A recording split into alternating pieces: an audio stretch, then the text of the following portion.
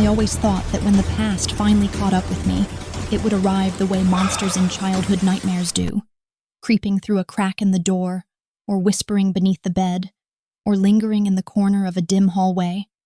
Quiet, inevitable, impossible to ignore, yet somehow gentle in its approach, like it wanted to give me one last chance to run before it bared its teeth.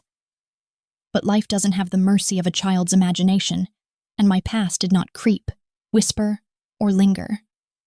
It slammed into me with the brutal efficiency of a hospital phone ringing at 2 a.m, shattering the fragile illusion that I had managed to build for myself over the last 3 years.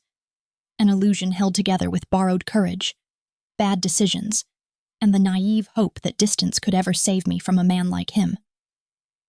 The sound of the phone tore into the hospital room, shrill and demanding, bouncing off sterile walls and vibrating through my skull.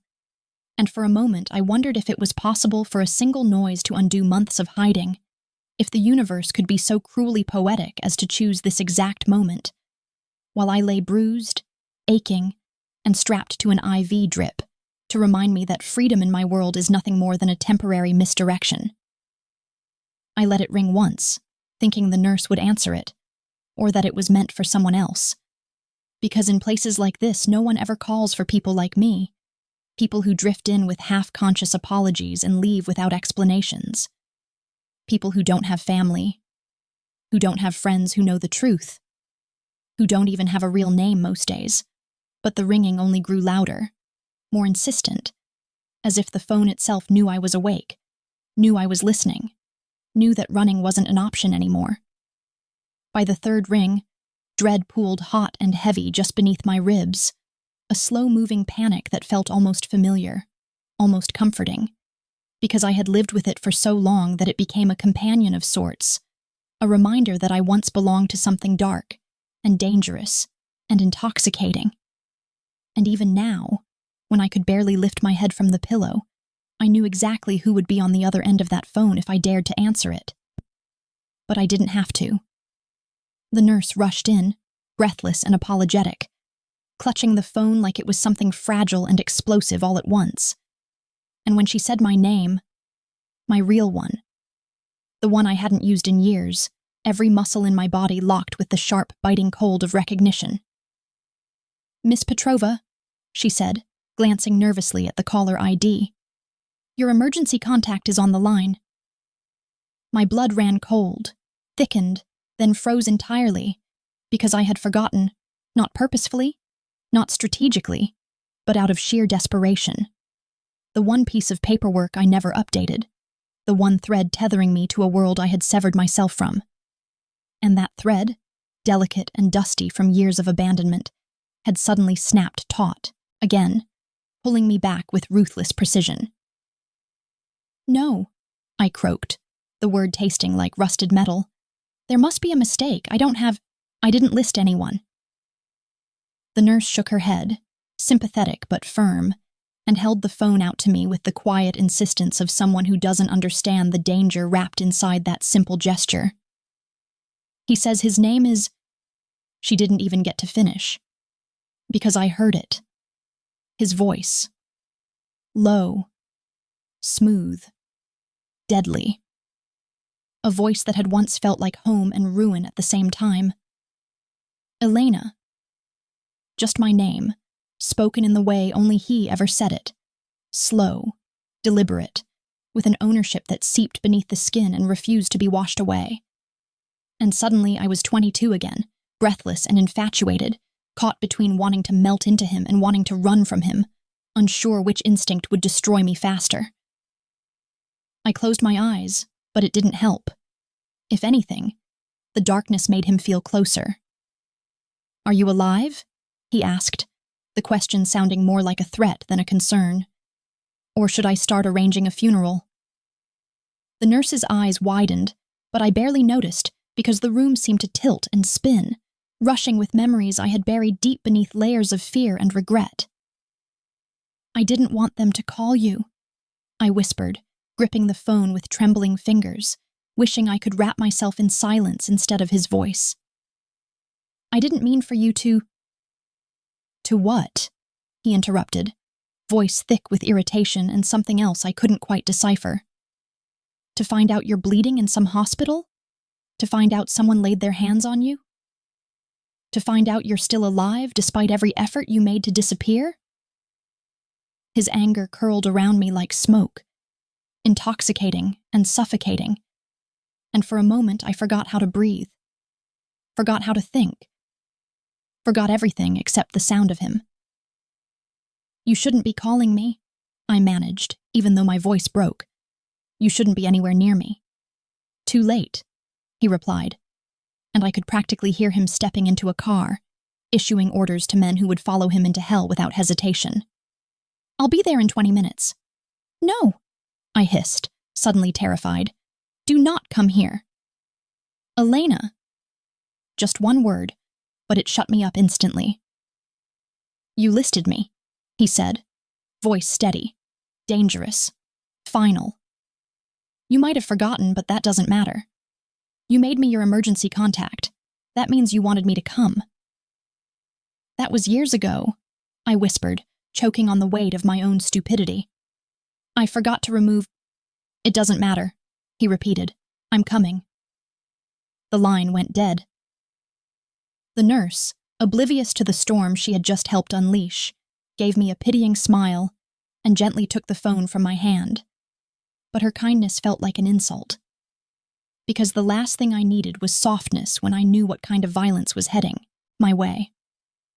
I lay there, heart pounding against my ribs like it was trying to escape, and for the first time since I left him, since I vanished from his world in the middle of the night, clutching secrets so dangerous they could topple entire empires, I realized I might have been a fool to think I could outrun a man like him. Because he wasn't merely a man. He was a storm dressed in a tailored suit, a weapon forged from hunger and loyalty and vengeance, a man who didn't understand the concept of letting go, not even when it came to women who betrayed him, especially not when it came to me. Minutes passed, slow, agonizing minutes, each one heavy with the knowledge that he was getting closer, that his presence would swallow this quiet little hospital whole, that every door would open for him and every person would instinctively step back, not out of respect, but out of survival. Every hum of the fluorescent lights felt like an omen. Every beep of the heart monitor felt like a warning. Every footstep in the hallway made my pulse spike with fear.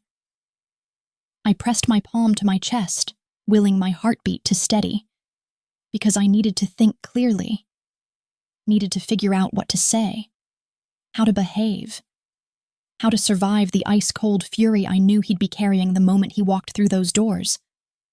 What would he see when he looked at me? The bruises on my ribs, the cut on my lip, the dried blood beneath my fingernails, proof that someone had finally caught up with me, that someone had come dangerously close to finishing what I ran from. Would he think I deserved it? Would he think I earned it? Would he want to finish it himself? No. No, that wasn't him. Not with me. That was the problem. When it came to the world, he was a monster. But when it came to me, he was something far more terrifying. He was human. The sliding doors at the end of the hallway opened with a soft whoosh, and even from my room I felt the shift, the way the air tightened, the way the quiet murmur of voices cut off abruptly, the way the atmosphere seemed to hold its breath, because that's the effect he had on people, entering a space the way a wildfire enters a forest, silently at first, but with the promise of destruction. I didn't see him immediately, but I didn't have to. I felt him before I heard him, and I heard him before I saw him, his steps slow and deliberate, his presence unmistakable, his shadow stretching down the hall long before he appeared in the doorway. And when he did, when my eyes finally rose to meet his, I almost forgot the pain in my side, the throbbing cut on my forehead, the fear lodged in my lungs. He looked the same. Infuriatingly the same. Tall, broad-shouldered, dressed in charcoal black, that made his eyes, those deep, dangerous, dark eyes, burn like embers in the dim hospital lighting. His jaw was tight, his mouth a thin, unforgiving line, his expression carved from stone and rage and something else I couldn't decipher, something that made my throat tighten. He shut the door behind him with a soft click that felt louder than any gunshot. And then he spoke. "Elena," he said, walking toward my bed with the kind of slow, measured control that meant he was seconds from unleashing hell. "Who did this to you?" The question, so simple, so sharp, pierced straight through my defenses. I opened my mouth to answer, but no sound came out. He stood at the edge of the bed, towering over me, and for a moment neither of us spoke. The silence thick with 3 years of unfinished conversations and unspoken accusations and memories we had both tried, and failed, to bury. "You shouldn't have come," I whispered finally, forcing the words past the knot in my throat. "And you," he said quietly, brushing a stray strand of hair from my cheek with a touch that was far too gentle for a man like him. "Shouldn't have given them my name." I swallowed hard, unable to look away. "I forgot," I said, though the excuse sounded pathetic even to me. His lips twitched, not in amusement, not in disbelief, but in something deeper, darker, more dangerous. "No," he murmured, leaning closer. "You don't forget me, Malishka." His voice, low and intimate, washed over me like a bruise being pressed, painful and familiar and frighteningly addictive. I wanted to argue, I wanted to shout, I wanted to lie, I wanted to pretend I hadn't thought of him every night since I left. But then he lifted his hand, gently tilting my chin so I had no choice but to meet his gaze. And the look in his eyes, raw, furious, concerned in a way he never allowed anyone else to see, stole every word from my lips. Someone cleared their throat in the hallway, but he ignored it, stepping even closer, claiming the space around me as though he still had the right. "Elena," he said, softer this time, the softness somehow more terrifying than the anger. "Tell me who hurt you." I opened my mouth. I almost said it. I almost told him the truth about the men who attacked me, the ones who had chased me for months, the ones who wanted something I couldn't give. But then I remembered why they wanted me in the first place. I remembered the secret I carried, the secret I ran with, the secret that would destroy him if he knew. So instead I lied. "I don't know," I whispered. I didn't see their faces. His jaw clenched, eyes darkening in a way that sent a ripple of fear through me. Not because he looked angry, but because he looked like he was about to declare war. He straightened, stepping back, his expression turning cold and unreadable. "Get some rest," he said, voice clipped. "We'll talk when you're stable." "Talk about what?" I asked, hating the tremor in my voice. His gaze locked onto mine with chilling finality. "About why someone is trying to kill you," he said, "and why you thought you could face it alone." He turned toward the door and paused, hand on the handle, shoulders tense, voice low enough to make goosebumps rise along my arms. "And Elena," he added, not bothering to look back, "if you lie to me again, I'll know." The door closed behind him. My heart wouldn't stop pounding. My past wasn't just back. It was standing guard outside my hospital room, waiting, watching. And I knew, God, I knew, that when he walked back in, I would have to choose between the truth that could shatter him and the lie that could get me killed. And that is why, despite every instinct screaming otherwise, I didn't sleep at all that night, because tomorrow he would demand answers, and I no longer had anywhere left to run. If there was one thing I learned from the years I spent wrapped in the dangerous warmth of his world, it was that silence, true, heavy, suffocating silence, was rarely ever a sign of peace. And the silence that settled over the hospital after he left my room felt like a storm holding its breath. Like the entire building somehow knew that a man like him didn't walk into a place like this without leaving a trail of consequences. visible or invisible, and that soon, very soon, the fragile calm would shatter with the same terrifying ease as a glass dropped from trembling hands. I lay awake the entire night, staring at the cracks in the ceiling, tracing each jagged line like it was a map leading me backward in time, back through years of running, back through nights spent in motel bathrooms trying to scrub fear off my skin, back through memories that clung to me like cobwebs, sticky and impossible to fully brush away. And with every hour that crept by, the ache in my ribs grew sharper, the pounding behind my eyes heavier, the trembling in my hands more difficult to hide, because I knew what morning would bring. And I wasn't ready. God, I wasn't remotely ready for the confrontation waiting in the shadows outside my door. The sun had barely risen when the door creaked open again, not abruptly, not carelessly, but with a deliberate slowness that instantly told me it wasn't a nurse or a doctor or anyone who came with kindness in mind. And when I turned my head, my breath caught. Not because I was surprised. His shadow had been lingering beneath the door for hours, but because he had the audacity to look almost calm, as though the version of him who had bled violence into the hallway last night had been tucked away beneath that immaculate suit. He walked in without speaking, without acknowledging the nurse who had been taking my vitals, without offering the slightest hint of warmth or anger, or anything decipherable. And instead he just stood by the window, staring out at the city, as if trying to decide which part of it he was willing to burn first.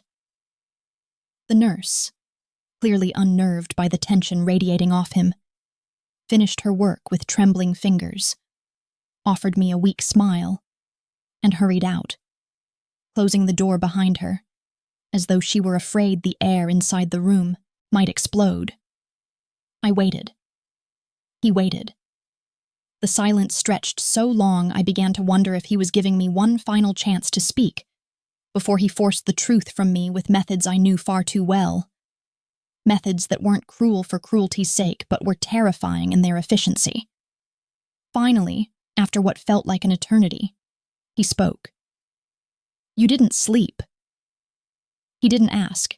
He stated it, as if reading the exhaustion hanging beneath my eyes.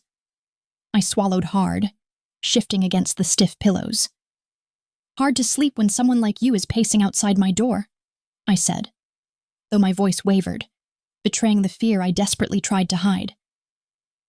He turned then, slow and deliberate, and his gaze, dark, sharp, unreadable, locked onto mine like a blade slipping between ribs, and I felt something inside me twist, because he had always been able to look straight through me, past every shield, every lie, every version of myself I tried to present.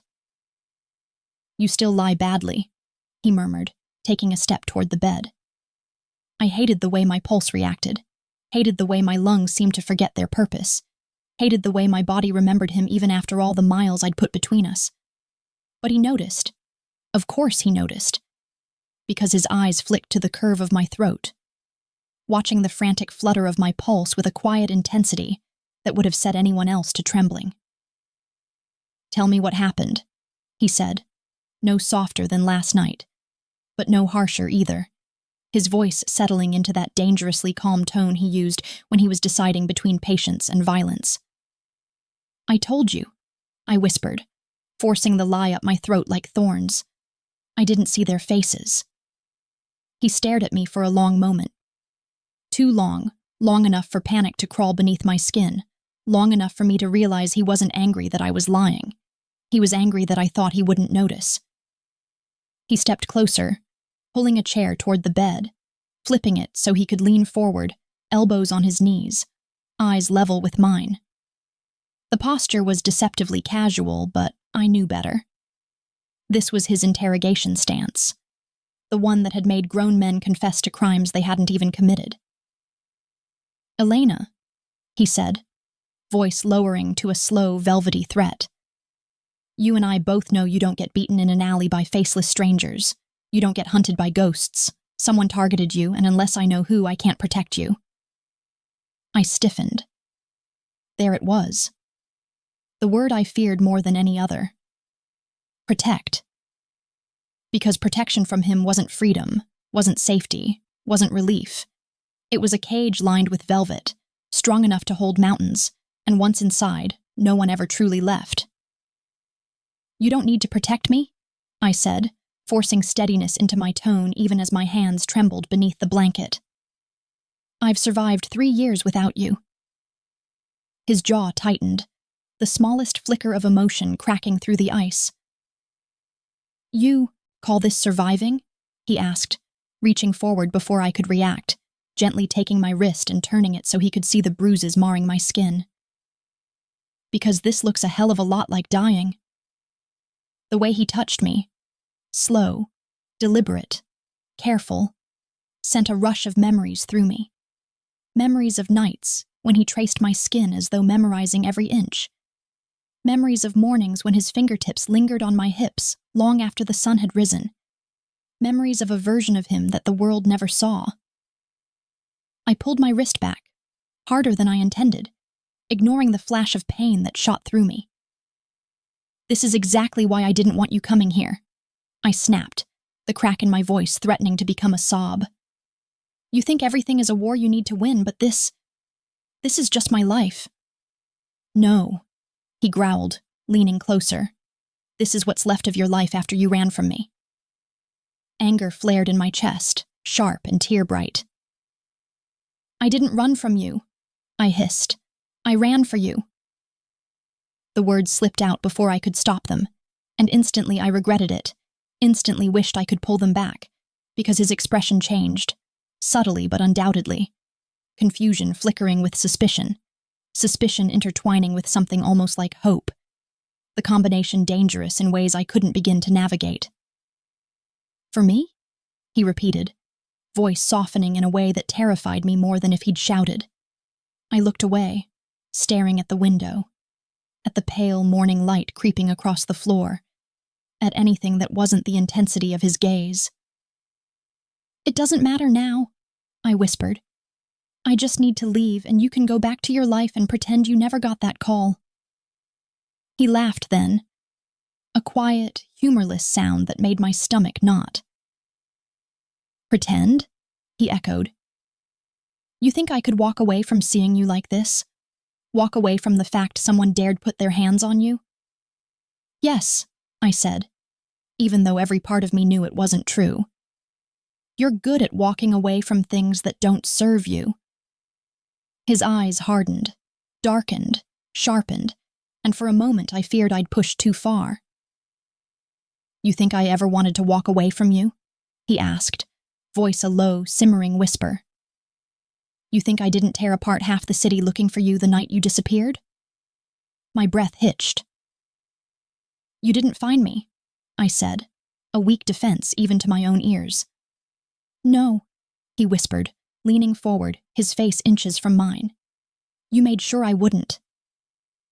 His nearness hit me like a blow, memories sharpened by proximity, by the scent of him, clean, sharp, expensive, memories of nights in his arms, of his voice against my neck, of secrets shared in the dark when neither of us knew the cost.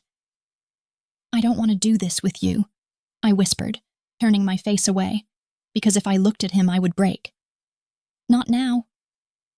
He reached out, gently cupping my chin and turning me back to him, forcing my gaze to meet his. "We're already doing this," he said, "whether you like it or not." Something in me cracked then, a hairline fracture in the wall I'd so carefully built.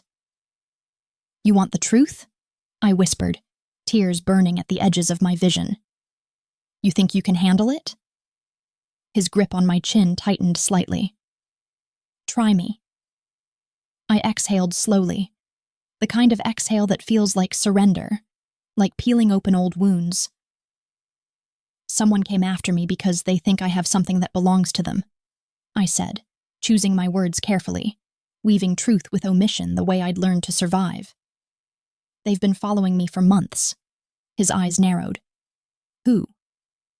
"I don't know exactly," I lied, because saying the Velasco name aloud would set him on a path I wasn't ready for, a path that led straight to the secret I had hidden for 3 years. They appear, they disappear, they threaten, They leave warnings. You should have come to me. The anger in his voice was edged with something softer. Hurt, maybe, but I pushed it away. I couldn't, I whispered. You mean you wouldn't, he corrected sharply. I shook my head, blinking through the dizziness creeping up my spine. You don't understand. Then explain it, he demanded. Explain why you chose to bleed in a hospital bed instead of asking the one person capable of protecting you. My heart thudded painfully. I couldn't tell him. Not yet. Maybe not ever. Because telling him meant unraveling everything. I needed to stay hidden, I murmured. And you shine too bright. You burn too hot. You draw attention even when you try not to. He stared at me, studying every micro-expression like he was piecing together a puzzle only he understood. You're still not telling me everything, he said.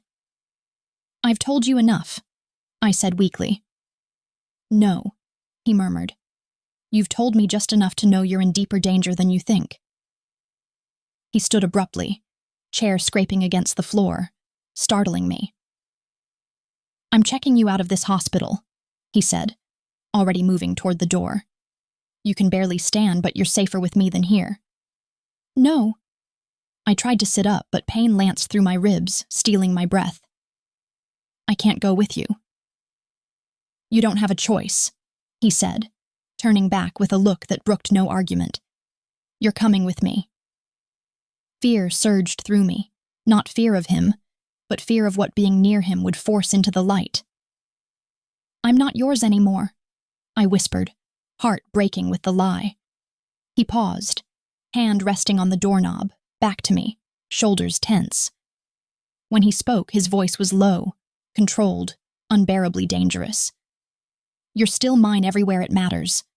He opened the door. And then, without turning around, rest while you can, Elena. Because once you leave this room, everything changes. The door shut with a soft, final click. I sank back against the pillow, heart pounding with a terror I hadn't felt in years, because I knew, deep in my bones, that the moment he took me from this hospital, the life I had built, the secrets I protected, the fragile distance I created, would all come crashing down. And worse. There was no way he wouldn't discover the truth soon. The truth that would ignite a war. The truth I had been running from for 3 years. The truth that shared his blood.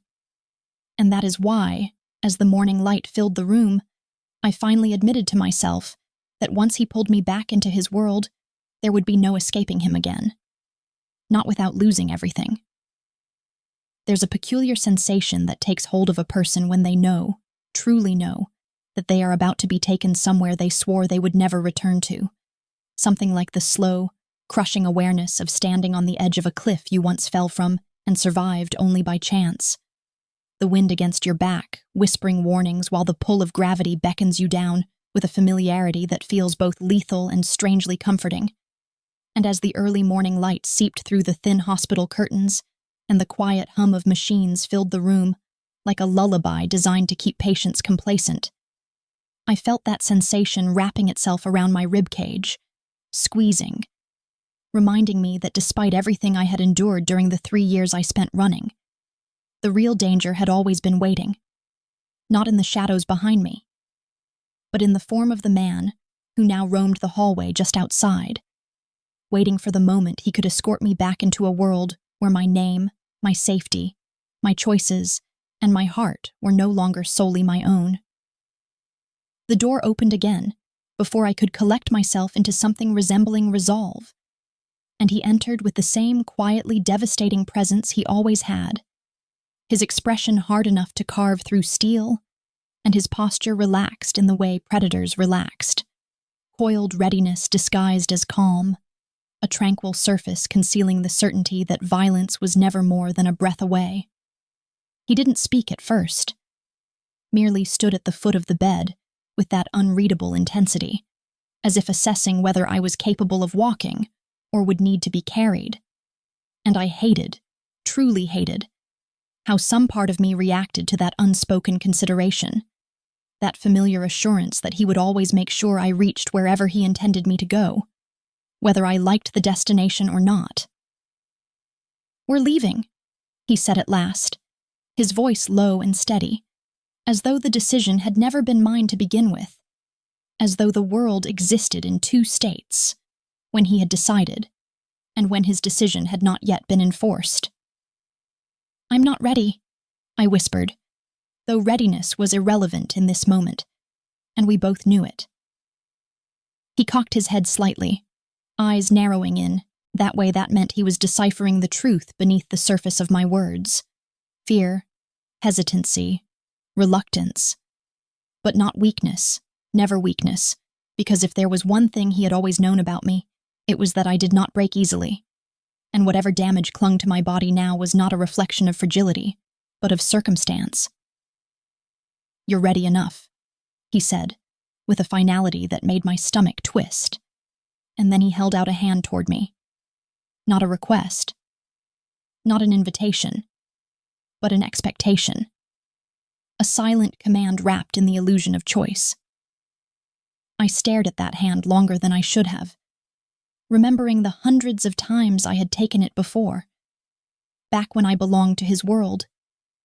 Back when the warmth of his palm had been my lifeline through darkness. Back when I mistook possession for devotion and control for protection. And though every logical part of me screamed not to touch him, not to let him pull me back into orbit. My fingers still twitched, traitorous and aching, wanting the familiarity even as my mind begged me to resist. "No," I said finally, forcing the word out with more force than the weak whisper I expected. But his expression didn't change, didn't falter, didn't soften. Instead, he lowered his hand only to circle the bed and stand beside me, reaching for the railing with practiced ease and lowering it slowly, his movements methodical and quiet, as though he had done this before. Helped injured people out of hospital beds, helped them stand when their bodies protested, helped them move whether they wanted to or not. But I knew the truth. He had never done this for anyone but me. "Don't make this harder than it has to be," he murmured, one hand sliding behind my back, the other gripping my forearm, lifting me with a tenderness at complete odds with the cold command in his voice.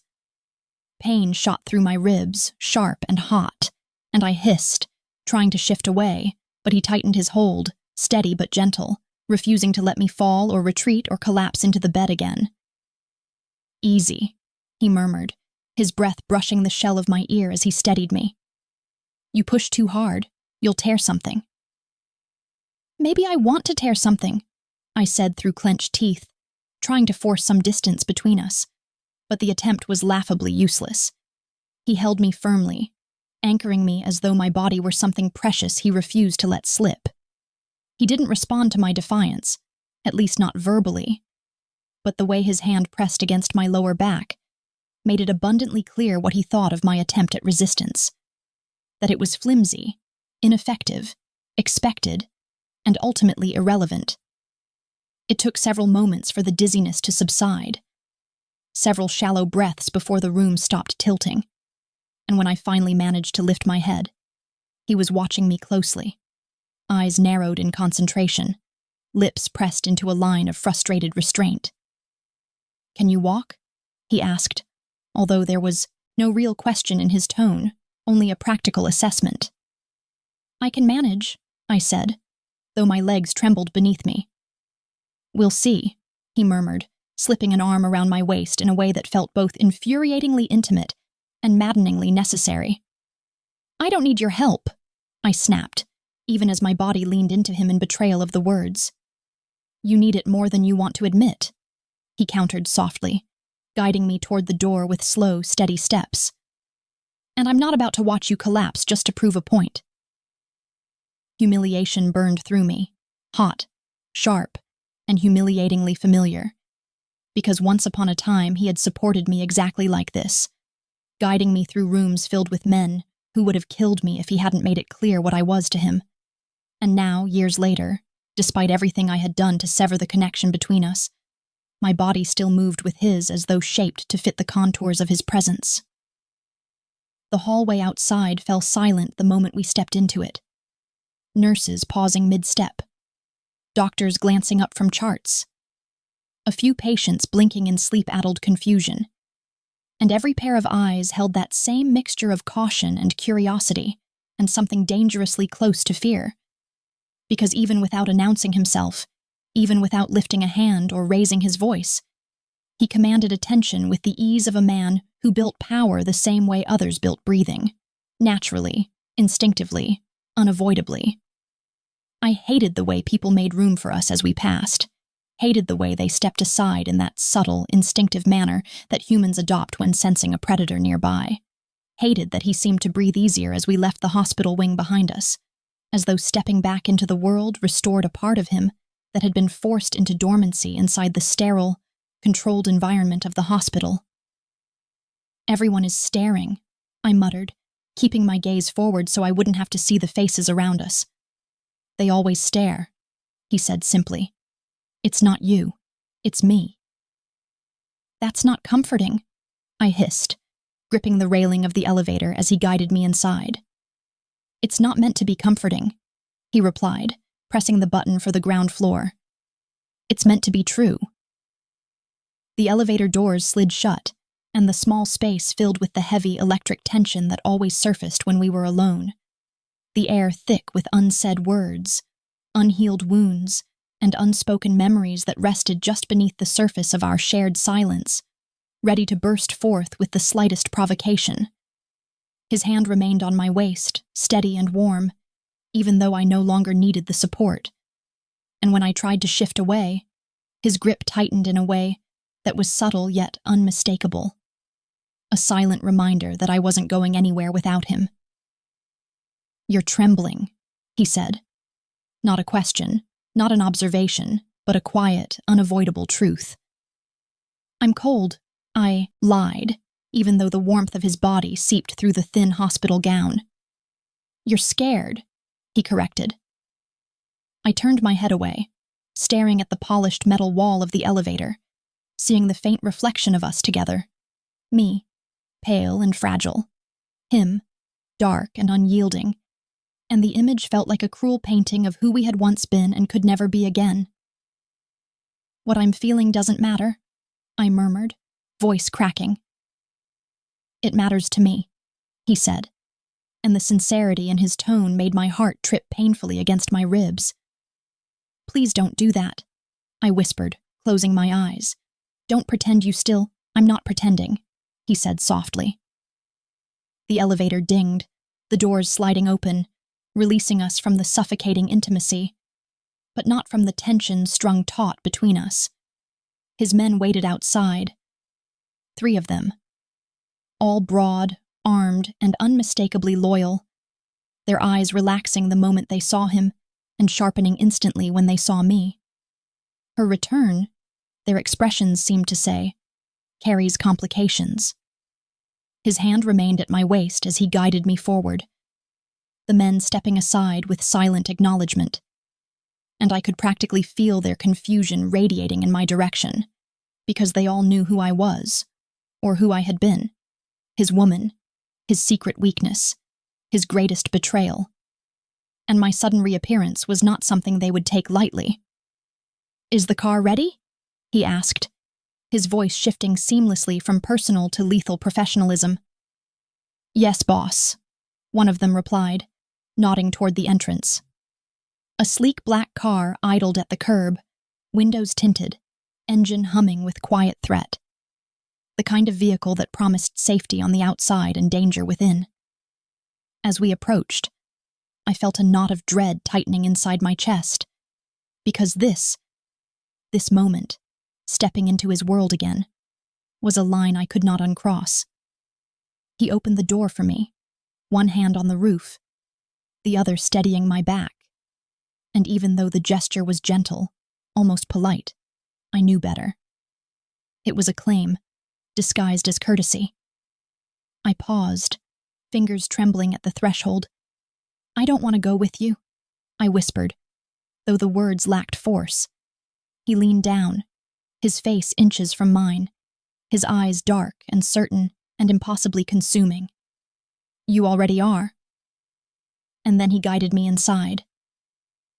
The seat was soft, warm from the heater, but it felt like stepping into a gilded cage, the door closing with a heavy, resolute thud that echoed in my chest. He slid in beside me, the driver pulling away smoothly the moment he fastened his seatbelt, and the city began to blur past the windows in streaks of gray and gold. For a long time, neither of us spoke. I stared ahead, watching the world I had lived in these last 3 years disappear behind us, mile by mile, breath by breath, while the world I had once belonged to, the world of polished danger and silent violence and intoxicating loyalty, stretched before me like a road paved with broken promises. "You should have told me sooner," he said at last, his voice low, almost contemplative. "Told you what?" I asked, though the tremor in my voice betrayed the dread curling inside me. "That someone was hunting you," he said, his gaze fixed on the passing streets. "That you were in danger." I swallowed hard. I had my reasons. He turned then slowly, his eyes locking onto mine with unyielding certainty. "I'll find them," he said, "every last one." And something in his tone told me he would. Even the ones I never wanted him to uncover. Especially the one I'd been running from all this time. As the car turned onto the street leading to his penthouse, the fortress I once called home, my pulse quickened, because I knew what waited behind those walls. Questions, accusations, and truths I could no longer outrun. And that is why, as the city grew smaller in the rearview mirror, and his world rose around me once more, I realized with ice-cold clarity that the real danger wasn't the men chasing me, but the moment he discovered what I had been hiding from him for 3 long, desperate years. It is a peculiar thing to stand inside the place you once fled, to breathe air heavy with echoes of a life you swore you had buried, and to realize with a slow, creeping certainty that your escape was never truly an escape, merely a pause between chapters you weren't brave enough, or perhaps not ready enough, to finish.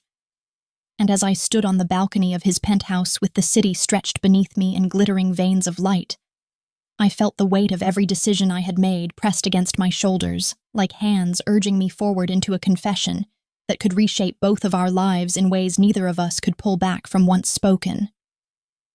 Behind me, through the open glass doors, I could hear him pacing the living room with that quiet, controlled agitation he only revealed when something mattered too much for words, the kind of tension that filled the space like a storm ready to break. And even though he hadn't said a single sentence in the last several minutes, I could feel the gravity of his presence tugging at me, pulling me toward a truth that had been clawing at my throat from the moment he found me in that hospital bed. The city wind curled around my hair, lifting strands like question marks, asking me if I was ready to dismantle the final wall between us. And for the first time since returning to his world, I felt that strange, fragile thread of courage that comes only when you've already lost so much there is hardly anything left worth fearing. "You're avoiding me," he said behind me, and though the words were quiet, they rippled through me with a force that made my breath catch. "I'm thinking," I replied, not turning yet, because facing him felt like stepping into a storm you aren't sure you'll survive intact. "You only think like that when you're about to do something reckless." I let out a breath, long, heavy, uneven, because he wasn't wrong.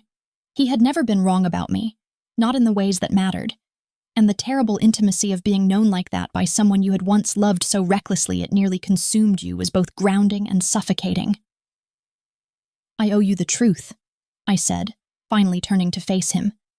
He stopped pacing, his eyes locking onto mine with the kind of unwavering attention that made the rest of the world fall quiet. And in that stillness, I felt the fragility of the moment, the tremble of its importance, as though the universe itself leaned in to listen. "I knew," I said softly, The moment I saw you in the hospital that I couldn't keep running, that you would pull the truth out of me one way or another, so I might as well give it willingly." His jaw clenched, not in anger, but in something deeper. Fear, perhaps, or the ghost of it, because for all his power, the truth had always been the one thing he couldn't drag out of me by force, and he knew enough about me to recognize the tremor beneath my voice. "I'm listening," he said. And so I told him. Not everything at once, not in some dramatic wave of confession, but in slow, uneven sentences that felt like opening a locked box that had gathered dust and dread in equal measure. I told him about the man who had followed me across cities, not because I had wronged him, but because I had seen something I wasn't meant to see. A simple moment in a deserted alley, a whispered exchange, a threat that spiraled into something far larger than my fear. I told him about the night I fled, heart hammering, lungs burning, the weight of knowing I could either disappear or drag him into a war he didn't know existed. I told him how long I had stayed hidden, how every knock on every door felt like a countdown, how I convinced myself staying away from him was safer than begging for help, from the one man who had always been both my shelter and my undoing. And then I told him the part that cracked something open inside me even as I said it. "I didn't call you as my emergency contact," I whispered. "I listed you years ago, back when I still lived here, and I forgot to change it after I left." His expression shifted, softened, darkened all at once.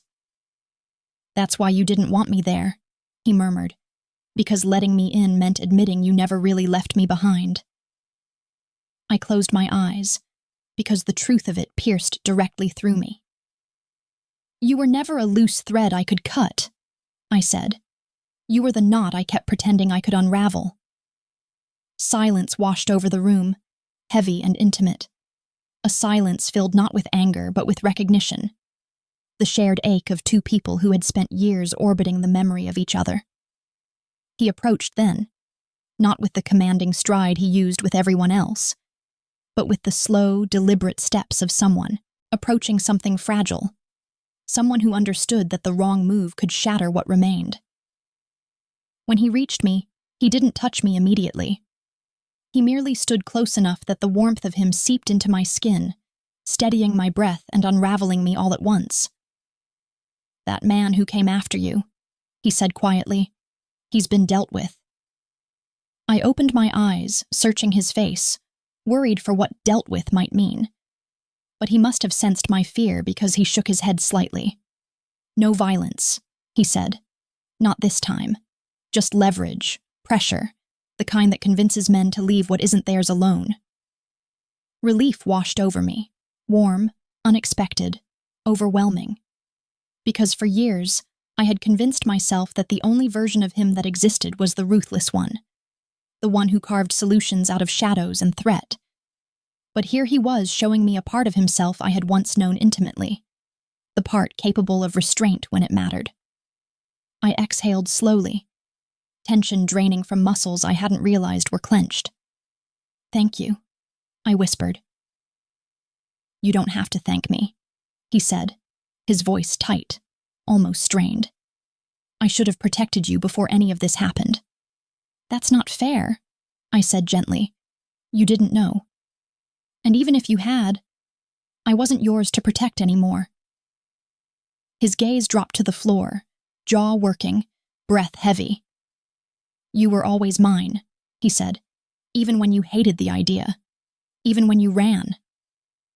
There was no dominance in his voice this time, no possessive edge, no demand, just the simple confession of a truth we both had lived with for years.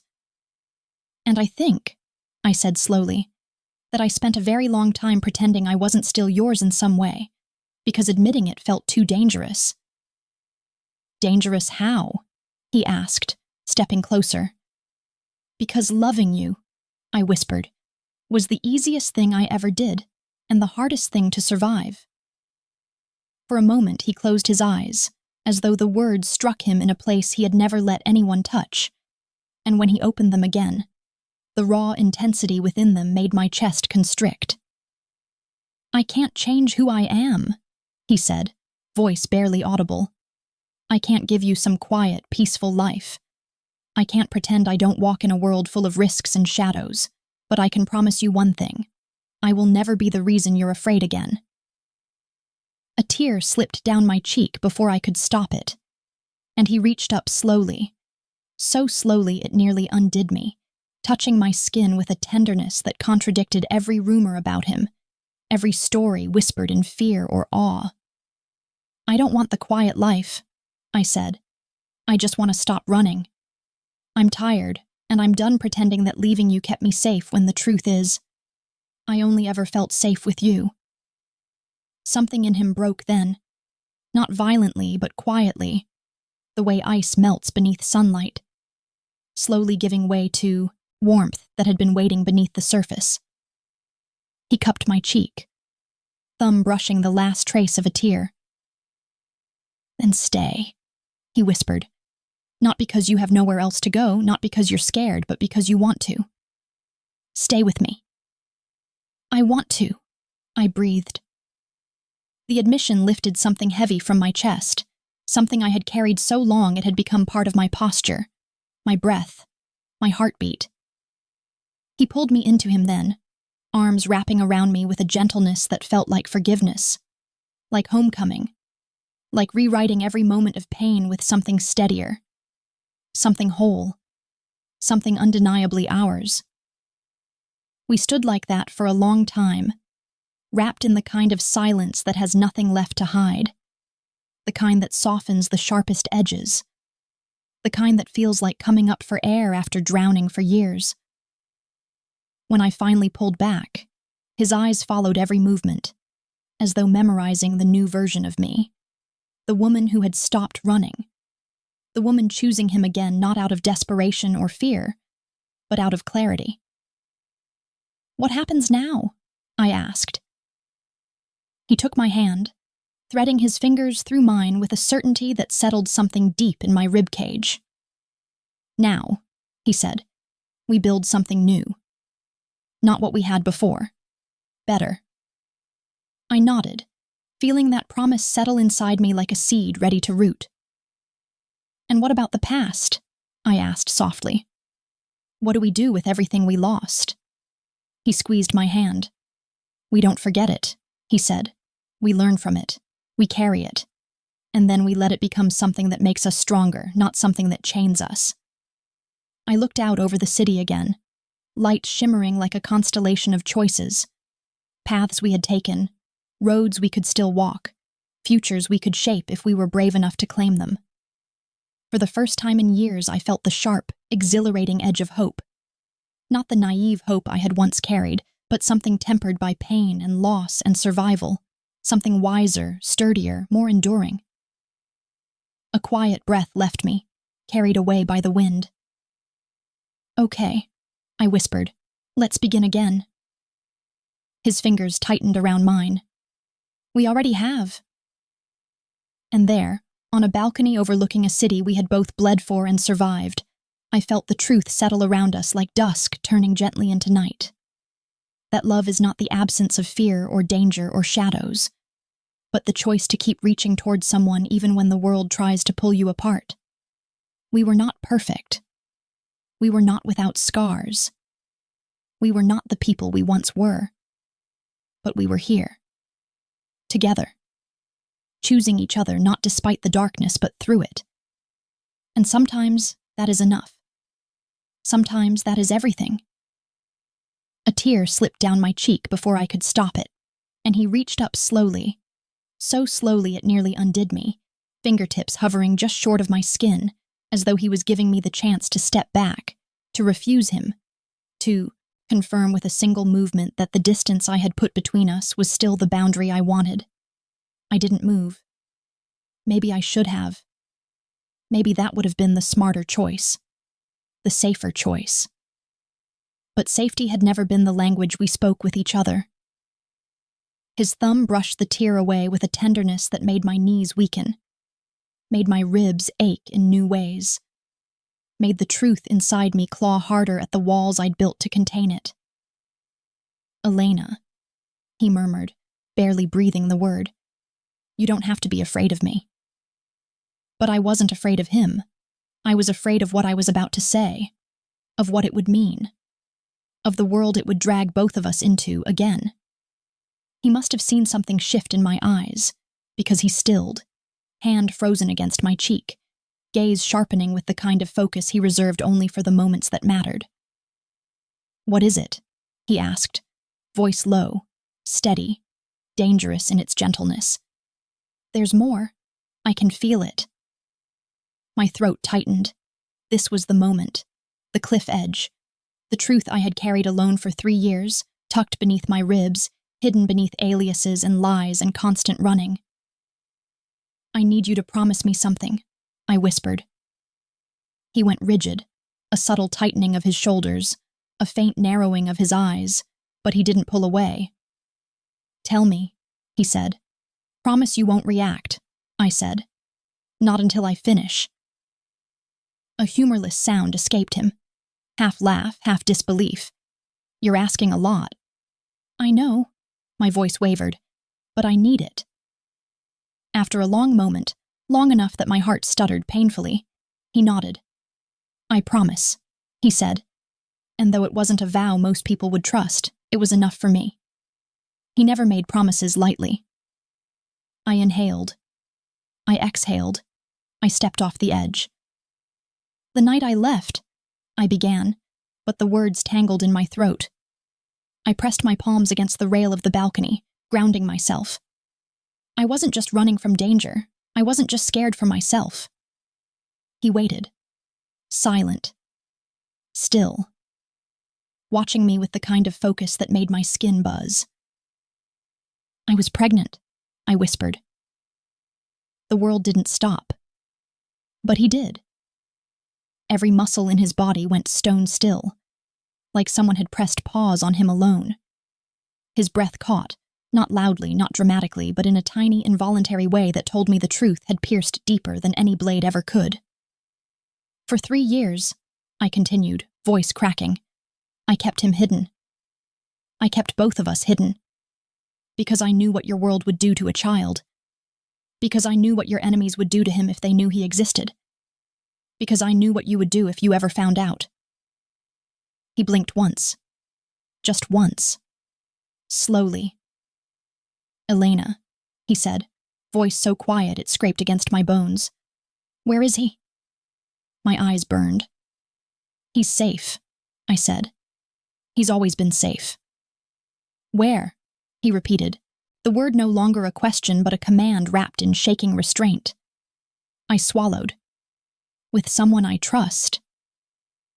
His chest rose and fell in a single, uneven breath, the only visible crack in the armor he'd worn since the moment he walked into that hospital room.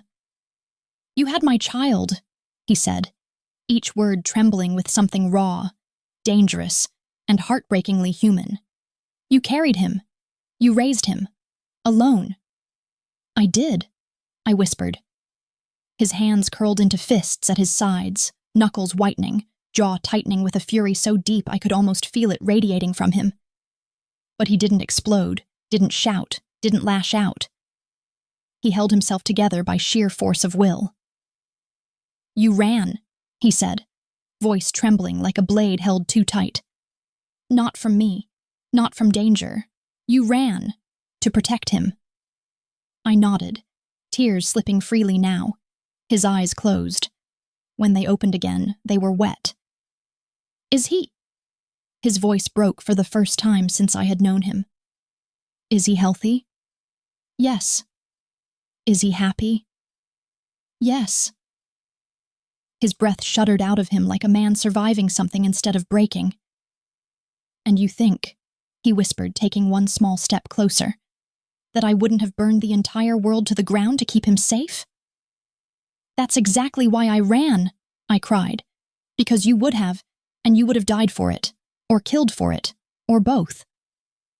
He dragged a hand through his hair, pacing 2 steps before stopping, gripping the back of the sofa like he needed it to stay upright.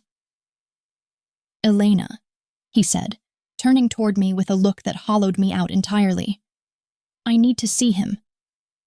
A sob tore from my chest. I know, I whispered, and you will.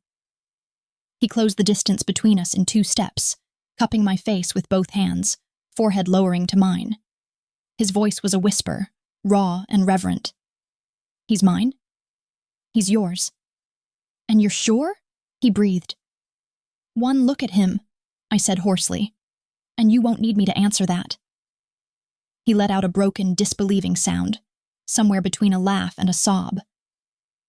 Elena, he whispered, his thumb brushing away another tear. You should have told me. I know. I would have protected you both. I know.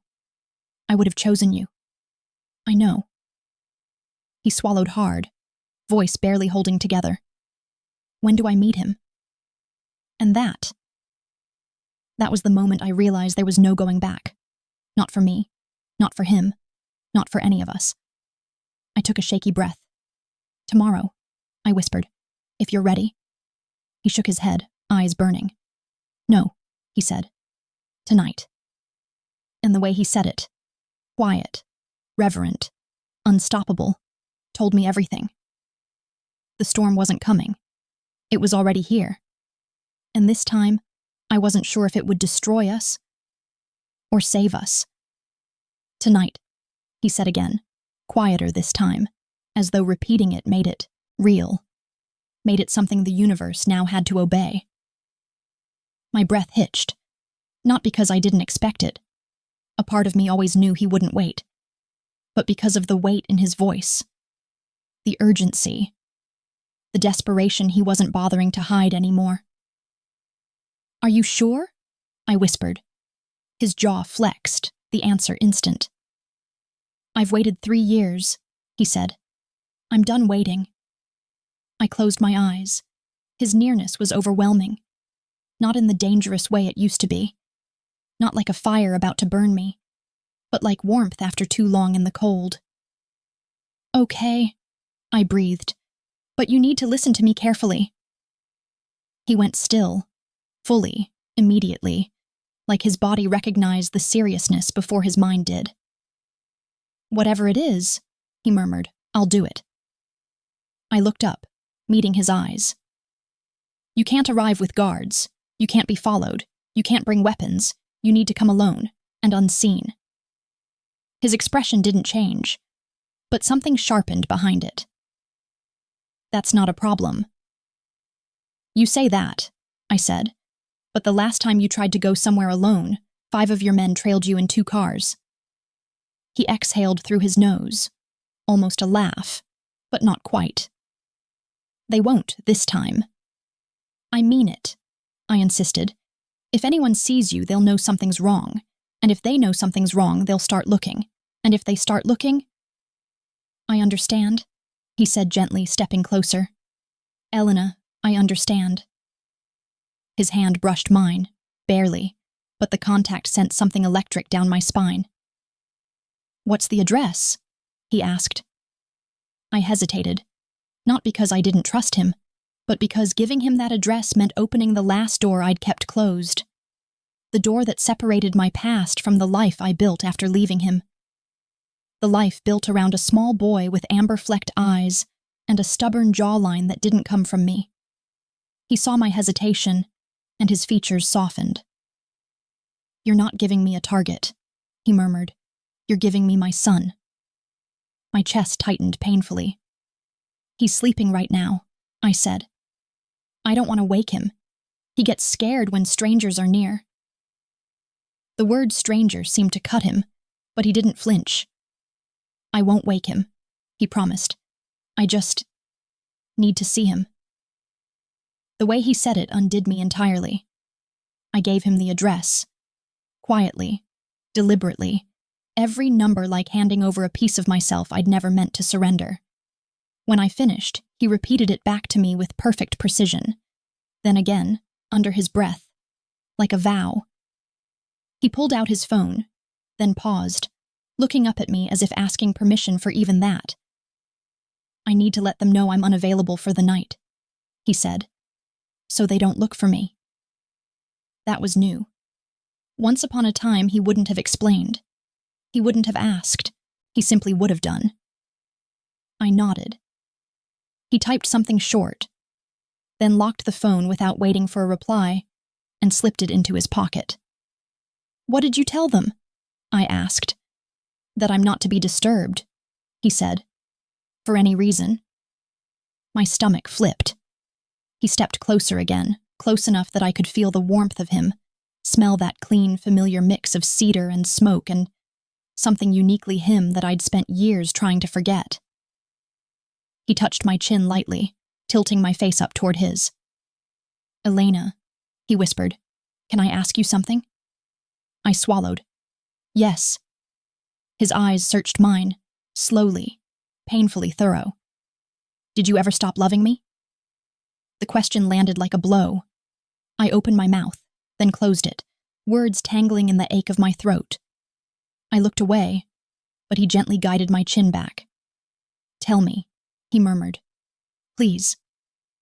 My defenses crumbled, not all at once, not dramatically, just softly, the way cliffs erode from years of tide wearing them down. "No," I whispered. I never stopped. His breath left him in a slow, uneven exhale, like the confession pierced something inside him that had been locked tight for too long. He leaned in, not to kiss me, but to rest his forehead against mine, his hands framing my face with a tenderness that contradicted every violent thing he'd ever done. "I'm leaving now," he said quietly. "If I stay, I won't." My pulse stuttered. "Won't what?" His voice was a low rasp. "I won't be able to walk away from you." Silence hummed between us, full, thick, electric. He stepped back, just one step, but it felt like the ground shifted with it. "I'll be there in 30 minutes, he said. "Drive carefully." He gave a small, humorless smile. For the first time in my life, I might. He turned toward the door, hesitating just long enough for me to feel it, then walked out. The moment the door closed, my knees nearly buckled. Because 30 minutes from now, the two worlds I had kept apart for 3 years would finally collide, and nothing, absolutely nothing, would ever be the same again.